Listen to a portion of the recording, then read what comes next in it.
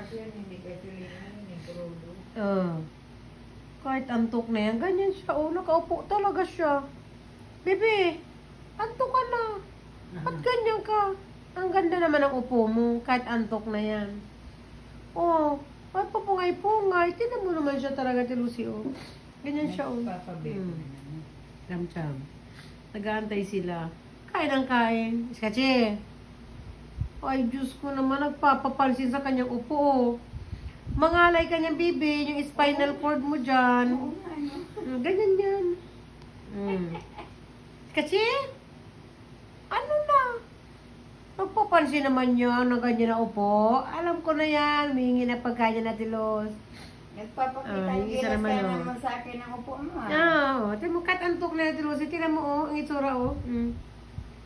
Yan yung sa guys, oh, kahit antok na yan, Ibigay oh. mo baka Sa papa. ma-overdose na